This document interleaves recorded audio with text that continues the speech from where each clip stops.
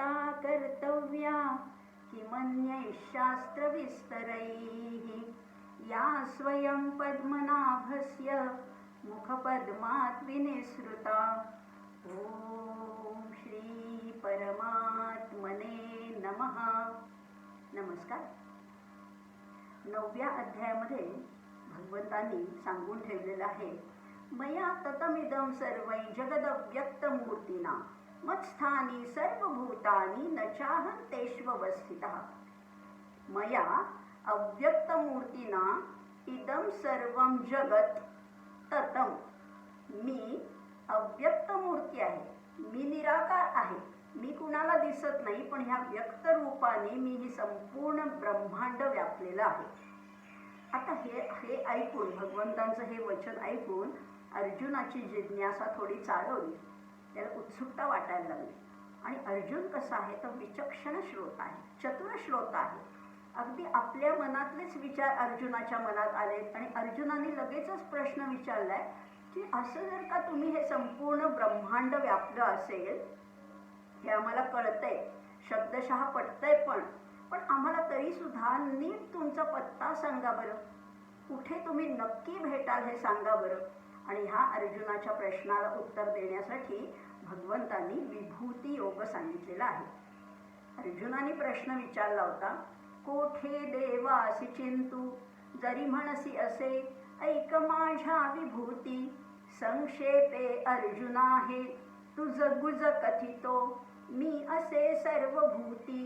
मी धाता विष्णु मी श्री शिव रवी निगमी साम मी विश्वरूप माझी सर्वत्र सत्ता जगी असुनी असे ऐक माझे स्वरूप।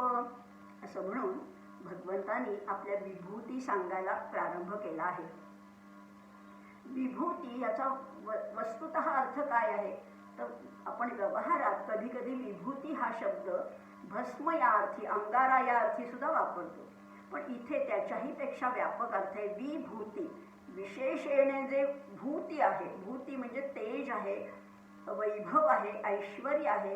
विभूतीमध्ये भगवंतांची शुद्ध चित शक्ती सामावलेली आहे, किंवा शुद्ध चित शक्तीचा जिथे जास्त मोठ्या प्रमाणामध्ये आविष्कार होतो तेव्हाच त्याला विभूती असंही म्हटलेलं आहे।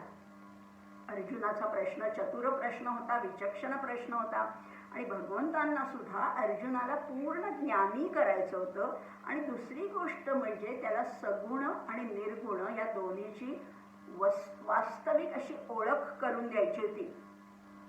ही ओळख करून देताना भगवंतांनी फार एक सुंदर पद्धत अवलंबलेली आहे। जसं आपण लहान मुलांना, अगदी लहान मुलांना पहिल्यांदा अक्षर ओळख करून देताना पहिल्यांदा काय करतो तर पहिल्यांदा मोठी अक्षरं काढायला शिकवतो। अगदी इंग्लिशमध्ये असेल तरी ए मोठा काढतो आणि मग ए फॉर ॲपल। एकदा हे त्याच्या मनामध्ये पक्क झालं ना की ए असा ए काढला की तो ए फॉर ॲपल असतो, किंवा मराठीत म्हटलं तर अ हा अननसाचा असं पूर्वी शिकवलं जायचं। मग नंतर कळायला लागतं की ए फॉर ॲपल नाहीये, ए फॉर अँट सुद्धा होऊ शकते, ए फॉर एरोप्लेन सुद्धा होऊ शकतं, आणि ए फॉर अँथ्रोपॉलॉजी सुद्धा होऊ शकते। अ हा अननसातला पण आहे, अ हा अध्यात्म विज्ञानातला पण आहे, हेही कळायला लागतं। पण पहिल्यांदा त्या कल्पना, त्या कन्सेप्ट पक्क्या होईपर्यंत ते मनामध्ये ठसावं लागतं। आणि इथे भगवंत सुद्धा आपल्या विभूती सांगताना पहिल्यांदा फक्त ठळक ठळक विभूती सांगतात। लहान मुलांना आपण मोठं अक्षर, साधं अक्षर शिकवतो, एकदम काही जोडाक्षर शिकवत नाही। तसंच इथे सुद्धा भगवंतांनी या स्थूलातून सूक्ष्माकडे आपल्याला नेत आहेत, आणि मग पुन्हा सूक्ष्मातून पुन्हा स्थूलाकडे जाण्याची एक किमयाच भगवंतांना साधलेली आहे। या अध्यायामध्ये आपल्याला या स्थूलाकडनं सूक्ष्माकडे कसं जायचं हेही शिकवलेलं आहे। म्हणजे बघा हा, स्थूल प्रतिमा आपल्या डोळ्यासमोर असते। गणपती म्हटल्या की एक विशिष्ट मूर्ती आपल्या डोळ्यासमोर येते। विठोबा म्हटला, दत्त म्हटलं, शंकर म्हटला, गणपती, कृष्ण, अशा विविध मूर्ती आपल्या डोळ्यासमोर येतात। ही स्थूल मूर्ती एकदा हृदयामध्ये ठसली ना की नंतर ती पूर्ण स्थूल मूर्ती जरी डोळ्यासमोर नाही आली, म्हणजे बघा ना, गणपतीच्या दिवसामध्ये की 2-4 वक्र रेषांमधनं सुद्धा गणपती साकारता येतो. नुसता सोंडेचा आकार, एखादी दुर्वांची जोडी, एखादा मोदक दाखवला की त्या 4-5 रेषांमधनं सुद्धा गणपतीची मूर्ती आपल्या डोळ्यासमोर येऊ शकते. कृष्णाची संपूर्ण मूर्ती न दाखवता फक्त मोराचं पीस आणि लोण्याने भरलेला घडा जरी दाखवला तरी आपल्याला त्याच्यातनं कृष्णाचा बोध होतोच की नाही. किंवा याच्याही पलीकडे समजा डोळ्याला काहीही दिसलं नाही पण लांबवर कुठेतरी गणपतीची आरती ऐकू जरी आली तरी आपल्या डोळ्यासमोर गणपतीचं चित्र लगेचच तयार होतं आणि आपण मनामधनं त्याला वंदन करतो. किंवा सुप्रभातमचे सूर ऐकू आले की आपल्याला तिरुपती बालाजीची मूर्ती सुद्धा आठवते. प्रत्यक्ष डोळ्यासमोर असायची गरजच नाहीये. हीच गोष्ट व्यवहारात सुद्धा होते बरं का. व्यवहारात पहिल्यांदा आपण बहिरंगावर प्रेम करतो. पहिल्यांदा अगदी पती पत्नी सुद्धा लग्न ठरल्यानंतर बाह्य रूप कसं आहे याच्याकडेच पहिलं लक्ष जातं.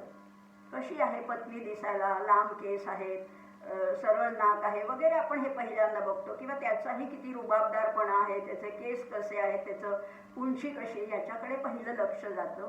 पण हे झालं स्थूल रूप. स्थूल रूपावर एकदा प्रेम बसलं ना की नंतर काय गंमत होते की वाढत्या वयानुसार म्हणा किंवा काळाच्या मर्यादानुसार प्रत्येक व्यक्तीमध्ये बदल होत जातो. पुढे पुढे काही बरीच वर्ष लोटल्यानंतर ते लांबसडक केसही राहत नाही, ती गालावरची खळीही राहत नाही, ते सगळं काही जे सौंदर्य कुंदकळ्यांसारखे दातही राहत नाही तरी सुद्धा प्रेम राहतच ना. म्हणजेच कितीही अगदी त्या व्यक्तीमध्ये पूर्णतः बदल झाला, अगदी बेडरिडन जरी असली, आजारी असली, काही त्याला व्यंग निर्माण झालं तरी सुद्धा पती पत्नीचं प्रेम जसं स्थूलाकडनं सूक्ष्माकडे जातं आणि मग ते शेवटी फक्त अंतरंगापर्यंतच राहतं. तसंच आहे. तसंच इथे आहे. भगवंत पहिल्यांदा आपल्याला स्थूल रूपामध्ये विभूती दाखवणार आहेत आणि एकदा स्थूल रूपातल्या विभूती कळल्या की आपल्याला सूक्ष्म रूपातल्या विभूती सुद्धा समजणार आहे. म्हणजे हिमालयात भगवंत आहे हे कळलं की मग तो धुळीच्या कणात सुद्धा भगवंत आहे हे पटायला लागतं. आत्ता काय होतं, एकदम पहिल्यांदा आपल्याला सूक्ष्मावर प्रेम करता येत नाही, सूक्ष्माची भक्ती करता येत नाही. धुळीला नमस्कार करा म्हटलं तर आम्ही करणार नाही. कारण आमची गंमत अशी झालेली आहे की आम्हाला साधं दूध रुचत नाही आणि पेढे बर्फी पचत नाही. म्हणजे स्थूल आवडतंय, समजतंय, पण सूक्ष्माकडे जायची अजून आमची तयारी नाहीये. मग भगवंत ह्या विभूती योगातनं आपल्याला हाताला धरून भगवंत अगदी सूक्ष्मापर्यंत नेणार आहे, तरल अवस्थेपर्यंत नेणार आहे. म्हणजे एकदा रामामधला परमेश्वर कळला ना की रावणात सुद्धा परमेश्वर दिसतो. कृष्णामधला कळला की कंसामध्ये सुद्धा दिसायला लागतो. कोकिळेतला कळला की कावळ्यात सुद्धा परमेश्वर आहेच ना. गरुडात जसं आहे तसं चिमणीत पण आहे, हत्तीत जसं आहे तसं मुंगीत पण आहे, डायनासोरमध्ये जसं आहे तसा फुलपाखरामध्ये पण आहे. म्हणजे पहिल्यांदा ठळक ठळक ठळक विभूती सांगितल्या की त्याच्यातनं आपल्याला साध्या सोप्या विभूती सुद्धा समजायला लागतील. आणि मग एकदा दृष्टी तशी आली ना की सगळीकडे परमेश्वर चराचरामध्ये जळी स्थळी काष्ठी पाषाणी सगळीकडे भरला आहे याची अनुभूती येण्यासाठी हा विभूती योग आपल्याला सांगितलेला आहे. खरं म्हटलं तर हे निसर्गाचं पुस्तक जे आहे ना, हा जो ग्रंथ आहे तो खुला आहे. याच्यामध्ये सुंदर अक्षरामध्ये परमेश्वराचंच रूप लिहिलेलं आहे, रेखाटलेलं आहे खरं म्हटलं तर. पण ते दिसत नाही ना आम्हाला झाडा वेली पशु पक्षीमध्ये कुठे दिसतोय परमेश्वर. पण भगवंत आपल्याला हेच दाखवणार आहे. पण हे दाखवण्यापूर्वी आपली दृष्टी कशी हवी, तर दृष्टी आधी निर्दोष हवी. दोषयुक्ती दृष्टीने जर का आपण पाहिलं तर काहीच चांगलं दिसणार नाही. म्हणजे पहिल्यांदा दृष्टी निर्दोष करायची आहे. आपल्याला अनसूय व्हायचे, असूया काढून टाकायचे, दोषदृष्टी पूर्णपणाने काढून टाकायचे. आणि मग काय दिसायला लागेल, जशी दृष्टी तशी सृष्टी दिसायला लागेल. तुमची दृष्टी शुद्ध असली की सृष्टी शुद्धच होणार आहे. दृष्टी सुंदर असली की सृष्टी आपोआपच सुंदर दिसणार आहे. हे जग किती सुंदर आहे. खरं म्हटलं तर रोज आपल्याला एक नवा दिवस मिळतो, कोरा करकरीत दिवस मिळतो. रोजचा उगवणारा सूर्य हा ताजा तवाना असतो, तो कधी शिळा होत नाही. गंगेचं पाणी कधी पारोसं होत नाही. अग्नी कधी ओवळा नसतो, तो कायम सोळाच असतो. म्हणजे इतकी सुंदर सृष्टी जर भगवंतांनी आपल्याला दिली आहे तर त्या दृष्टीकडे, सृष्टीकडे जर आपण चांगल्या दृष्टीने पाहायला शिकलो तर त्याच्यातनं आपल्याला परमेश्वराचं साक्षात दर्शन घडणार आहे. म्हणजे सुरुवात कशापासून करायची, तर सुरुवात गुड सीइंग पासून केली तर आपोआप त्या गुड सीइंग मधनं आपल्याला गॉड सीइंग सुद्धा नक्कीच त्याचा साक्षात्कार होणार आहे. चांगलं बघायला शिका, परमेश्वर आपोआपच भेटणार आहे. म्हणजेच हा सृष्टीचा क्रम आहे बरं का, हा संपूर्ण सृष्टीचा क्रम आहे आणि हा क्रमविकास होत गेलेला आहे. या क्रमविकासामध्ये जडता मागे पडणं आणि सूक्ष्मता विकसित होणं म्हणजे त्या चित शक्तीचा अनुभव आहे. ती अनुभूती आहे चिदंश, ज्याच्यामध्ये अधिकत्वाने प्रगट झाला असतो ना त्यालाच ईश्वरी तेज प्राप्त होतो, त्यालाच विभूती असं म्हटलेलं आहे. बघा, अगदी आपल्या मनातलं सुद्धा स्थूलता जशी जशी कमी होईल आणि सूक्ष्मतेकडे, तरलतेकडे, चैतन्याकडे जशी आपली वाटचाल होईल तर ती ज्योतीकडे वाटचाल आहे. मंदिराचं उदाहरण सुद्धा याच्यासाठीच घेतलं जायचं. मंदिर कसं असतं तर मंदिराचा आसपासचा परिसर अतिशय मोठा असतो. आपण मंदिराच्या बाहेर जेव्हा असतो तेव्हा दुकानं असतात, काही माळा, काही फोटो फ्रेम, काही वस्तू विकायला असतात. म्हणजे तिथे सगळा भौतिकतेचा बाजार मांडलेला असतो. जसं आपण मंदिराच्या प्रांगणामध्ये प्रवेश करतो तेव्हा या भौतिक गोष्टी ही जडता मागे पडते आणि आपण थोडंसं त्याच्याशी समरस व्हायला लागतो. त्या प्रांगणातनं, त्या पटांगणातनं जेव्हा आपण सभामंडपात जातो तेव्हा आणखीन त्याचा संकोच होतो, जडतेचा संकोच होतो, जडता मागे पडते आणि सूक्ष्मता विकसित होते. त्या सभामंडपातनं जेव्हा आपण गाभाऱ्यामध्ये जातो तेव्हा तर आपलं चित्तवृत्ती पूर्ण त्याच्याशी तद्रूप होते आणि ही चित्त तद्रूप होण्याची जी प्रक्रिया आहे ना ती आणखीन सूक्ष्म होत वरपर्यंत जाते आणि ज्योतिरूपाने या चित शक्तीमध्ये, या संपूर्ण महदाकाशामध्ये, चिदाकाशामध्ये हे आपलं जे घटाकाश आहे, जी उपाधियुक्त आकाश आहे ते विलीन होतं. आणि हे दाखवण्यासाठीच मंदिराचा जो कळस आहे ना तो ज्योतीच्या आकाराचा असतो. स्थूलतेकडनं सूक्ष्मतेकडे जाण्याची ही फार सुंदर प्रक्रिया आहे. भगवंत या अध्यायामध्ये फक्त आपल्याला 82 विभूती सांगणार आहे. फक्त म्हणते बरं का, फक्त 82 विभूती. कारण म्हटलं ना तसं पाहिलं तर भगवंतांच्या विभूतींना अंतच नाहीये. की ह्या अध्यायामध्ये जेवढ्या विभूती सांगितल्या तेवढ्याच आहेत का, नाही, त्याच्यापेक्षा कितीतरी विभूती आहेत. पण भगवंत इथे म्हणतायत की तुला मी संक्षेपाने सांगतो, तुला समासाने सांगतो. कारण अर्जुनाने प्रश्न विचारलाय की मला तुमच्या विभूती पूर्णपणे सांगा, अशेषेण संपूर्ण सांगा. तेव्हा भगवंत म्हणतात संपूर्ण वगैरे नाही सांगणार बरं का, थोड्या सांगतो, तुला कळण्यापुरत्या अगदी नमुन्या दाखल थोड्या विभूती मी सांगणार. असा हा 10वा अध्याय. आणि ह्याच्यातल्या 82 विभूती तर आपण जाणून घेणं शक्य नाही, पण त्याच्यातल्या प्रमुख विभूती नक्कीच जाणून घेणार. काय आहे हा 10वा अध्याय, तर त्या 10व्या अध्यायामध्ये भगवंत म्हणतात भूय एव, पुन्हा मी तुला हे सांगते. म्हणजे 9व्या अध्यायात जे तत्वज्ञान सांगितलंय त्याच्यात पुन्हा सांगतोय. कारण आता मी तुझी परीक्षा बघितली की तू खरंच, तुला जिज्ञासा आहे का, तुला हे जाणून घेण्याची इच्छा खरी आहे का, तळमळ आहे का, तर मी तुला हे सांगतोय असंही भगवंत म्हणतात. आणि पुढे जसं जसं त्यांनी अनेक त्याच्यामध्ये भाव सांगितलेत, 20 प्रकारचे भावही सांगितलेत. हे सगळं होत असताना जसं जसं भौतिक ज्ञान मागे पडतात आणि अध्यात्म ज्ञान हे विकसित होतं. जेव्हा अध्यात्म ज्ञान विकसित होतं ना किंवा मनामध्ये अध्यात्माविषयीचा जिज्ञासा जागृत होते तेव्हा काय होतं, निरपेक्ष सुख मिळतं, निरपेक्ष असा संतोषाचा एक लाभ होतो. आणि मग हळूहळू या अध्यात्म ज्ञान जसं मनामध्ये स्थिरावू लागतं ना तसा एक सहजानंद प्राप्त होतो. सहजानंद, बाह्य कुठल्या गोष्टीची गरजच नाहीये, आवश्यकताच नाहीये. आतमधनं जो सहजानंद उमलून येतो तेव्हा भक्तिरसाचा संगम घडतो. आणि अशा अध्यात्म ज्ञानाला वाहून घेतलेला, त्याच्याविषयी ओढ असणाऱ्या लोक जेव्हा एकमेकांना भेटतात तेव्हा ते काय करतात, भगवंतांनी फार सुंदर रीतीने सांगितलंय, बोधयंतः परस्परम. माझ्या अभ्यास वर्गाचं हे बोधवाक्य आहे बरं का. बोधयंतः परस्परम म्हणजे काय आहे, तर इथे एकमेकांचं प्रबोधन करायचे. कुणीतरी एक ज्ञानी व्यक्ती सांगणारी आणि इतर सगळे अज्ञानी ऐकणार असं स्वरूपच नसायला पाहिजे.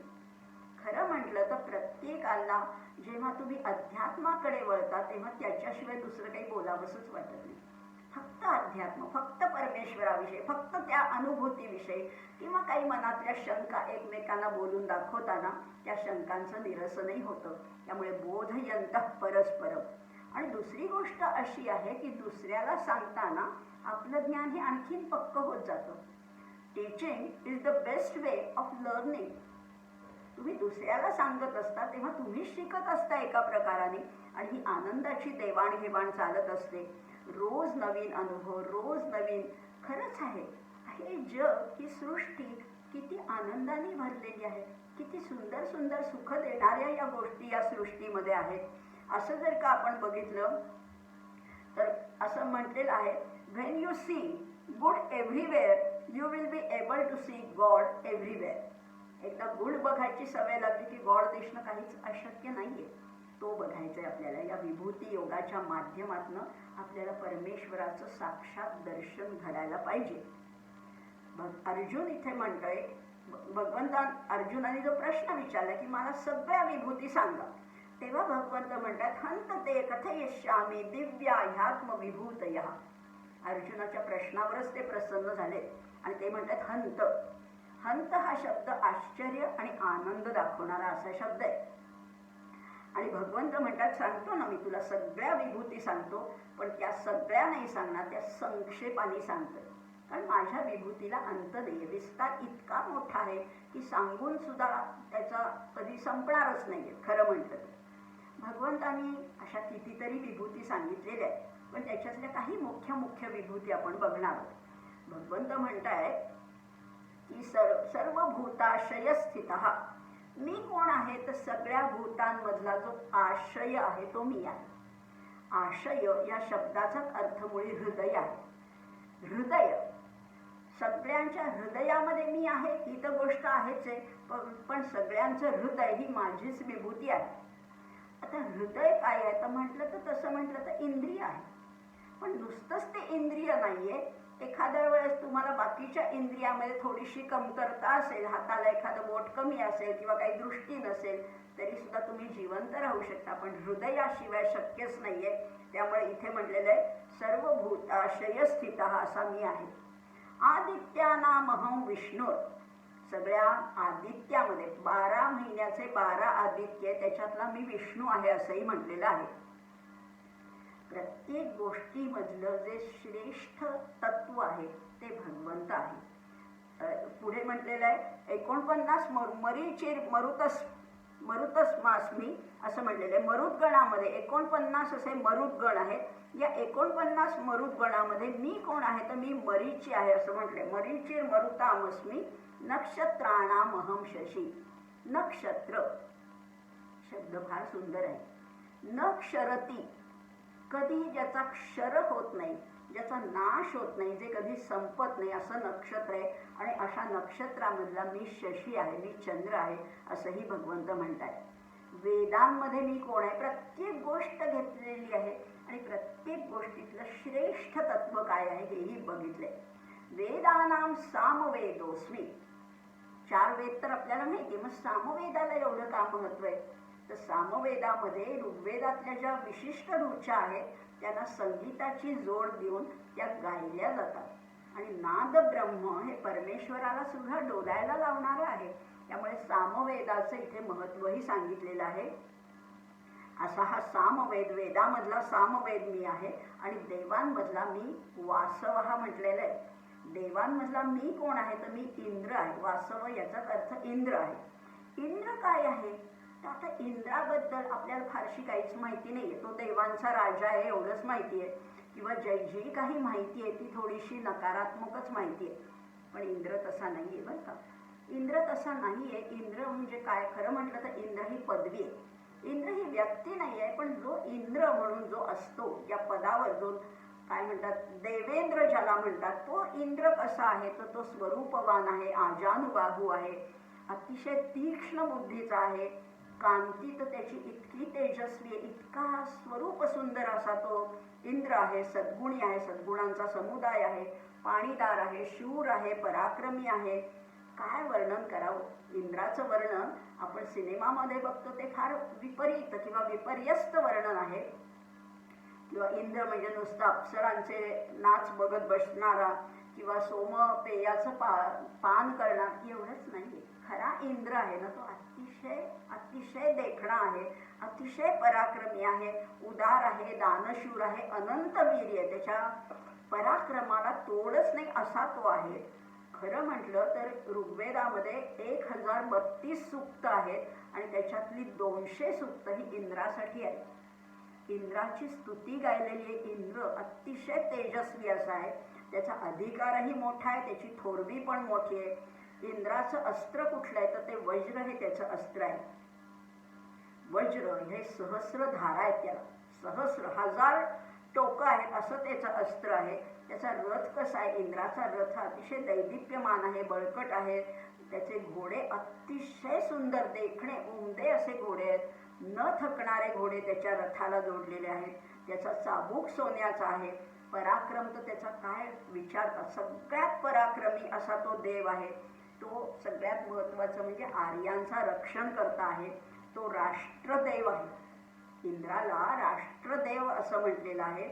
आपल्या शांती मंत्रामध्ये सुद्धा अगदी अथर्व शीर्षापूर्वी जे आपण शांती मंत्र म्हणतो त्याच्यातही म्हटलंय स्वस्तिर इंद्रो वृद्ध श्रवा.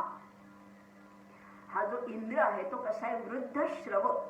श्रव म्हणजे कीर्ती, आणि ज्याची कीर्ती वृद्ध, वृद्ध म्हणजे म्हातारी नाही, वृद्ध म्हणजे जी वर्धिष्णू आहे, वृद्धिंगत झालेली आहे, जी पसरलेली आहे, अशा या दिव्य कीर्तीचा असा हा प्रसिद्ध असा हा इंद्र आहे. असंही त्याचं वर्णन फार सुंदर रीतीने केलेलं आहे. अशा या इंद्राला म्हणले देवानामस्मी वासवः.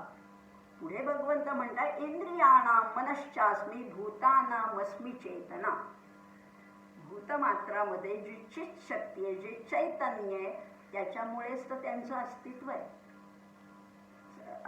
असंही म्हटलेलं आहे या देवी सर्वभूतेषु चेतनारूपेण संस्थिता नमस्तस्यै नमस्तस्यै नमस्तस्यै नमो नमः.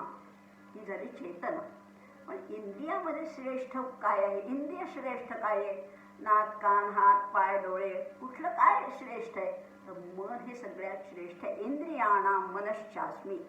का बरं मन श्रेष्ठ आहे, 5 ज्ञानेंद्रिय आणि 5 कर्मेंद्रिय या सगळ्यांना आपल्या नियंत्रणात ठेवणारं ते मन आहे. आणि मनाबद्दल सगळ्या संतांनी फार सुंदर सांगून ठेवले. अध्यात्म ज्ञानामध्ये, अध्यात्म विज्ञानामध्ये प्रगती करताना अडथळा कशाचा येतो तर फक्त आणि फक्त मनाचाच तर अडथळा येतो. आणि जर का ज्याचं मन ताब्यात आहे, आमचे आचार्य तर म्हणतात जितम जगत केन मनोही आहे ना. जग कोणी जिंकलं, ज्यांनी स्वतःचं मन जिंकलं त्यांनी जग जिंकलं. किती सोपं आहे ना, म्हटलं तर सोपं आहे पण म्हटलं तर सगळ्यात अवघड आहे. संपूर्ण जगावर विजय मिळवता येईल पण मनावर विजय नाही मिळवता येईल. तुकाराम महाराज म्हणतात मन करारे प्रसन्न सर्व सिद्धीचे कारण. किंवा हे मन प्रसन्न असेल ना, प्रसादे सर्व दुःखानां हानी रस्योपजायते. सगळ्या दुःखांचा नाश आहे. सगळ्या प्रकारची दुःख या प्रसन्न मनामध्ये संपूनच जातात असंही म्हटलेलं आहे. आणि गीतेत सुद्धा अर्जुनाचा हाच प्रश्न आहे ना, चंचलम हि मन कृष्ण प्रमाथि बलवत दृढम. चंचल मन आहे सगळ्यांनी म्हटलेलं आहे. नामदेव महाराजांनी तर त्याला शिवी दिलेली, अरे अरे माझ्या मना अलगटा म्हटलेलं आहे. सगळ्यांनी एवढं झोडपून काढल्यावर आमचे समर्थ म्हणतात सगळ्यांनीच रागवून चालणार नाही, आणि म्हणून समर्थ म्हणतात मना सज्जना भक्ती पंथेची दावे. कारण मनाचा एक गुण असा आहे, वाईट आहे, वाईट म्हणजे चंचल आहे, वाईट नाही आहे मन. कारण ते कसं आहे, त्याला जिथे जाऊन चित्त व्हावं ना तिथे ते चिकटतं. त्याला रोज तमाशाला नेलं तर त्याला तमाशाची चटक लागते, पण रोज कीर्तनाला नेलं तर कीर्तन सुद्धा त्याला आवडायला लागतं. म्हणून मनाला कुठे चिकटवायचं, कुठे न्यायचं, कशाची त्याला गोडी लावायची हे तुम्ही ठरवायचंय. खरं म्हटलं तर सगळ्या ज्याचं मनावर संयम असतो त्याला गोस्वामी असं म्हटलेलं आहे. गो म्हणजे इंद्रिय आणि मन हे सर्वश्रेष्ठ इंद्रिय, त्यामुळे त्याच्यावर जो नियंत्रण ठेवतो त्याला गोस्वामी असंही म्हटलेलं आहे. आणि गंमत अशी आहे की मन जाग्यावर जर का नसेल तर इंद्रिय सुद्धा काहीच करू शकत नाही. त्यामुळे मन जर आपल्या ताब्यात असेल, नियंत्रणात असेल, मन जर का स्वाधीन असेल तर त्या व्यक्तीला आपल्या या साधनेमध्ये उन्नती करणं, प्रगती करणं हे सहज शक्य होतं. त्यामुळे मनाचा हा गुण लक्षात घेऊन आपल्याला मनाला आणखीन आणखीन आणखीन एकाग्र करण्याचा प्रयत्न करायचा. म्हणजे हे साधंच आपलं मन आहे त्याला तुम्ही दोन्ही प्रकाराने वापरू शकता. डॉक्टरांकडे चाकू असतो जो सर्जरीसाठी वापरला जातो. त्याच्यातनं एखाद्या रुग्णाचे प्राणही वाचू शकतात आणि त्याच चाकूने एखाद्याचा खूनही करता येतो. मग आपल्याच मनाला आपल्याला किलिंग नाईफ बनवायचे का हिलिंग नाईफ बनवायचे हे आपणच ठरवायचे. म्हणून इथे भगवंतांनी मनाला विभूतीचा अधिकार दिलेला आहे, विभूतीचं पद प्राप्त झालेलं आहे. आणि म्हणून भगवंत म्हणतात इंद्रियाणाम मनश्चास्मी. या मनाचं जे मनावर नियंत्रण आपल्याला ठेवता आलं तर आपल्याला आपल्या संपूर्ण शरीरावर नियंत्रण ठेवता येईल आणि ज्याचं मन ताब्यात आहे तो सगळं जगही जिंकू शकेल असंच म्हणूया. आणि इथेच त्या मनालाही प्रार्थना करूया की तू एकाग्र हो, चंचल, तुझे चंचलता सोडून दे. जर का एकाग्र झालं तर ह्या बुद्धीची प्रसन्नता वाढेल आणि प्रसन्न बुद्धी ही शार्प होते, तीक्ष्ण होत जाते. अशीच त्याच्याकडे प्रार्थना करूया. सर्वेपि सुखिनः सन्तु, सर्वे सन्तु निरामयाः, सर्वे भद्राणि पश्यन्तु, मा कश्चित् दुःखमाप्नुयात्. ओम शांती शांती शांती.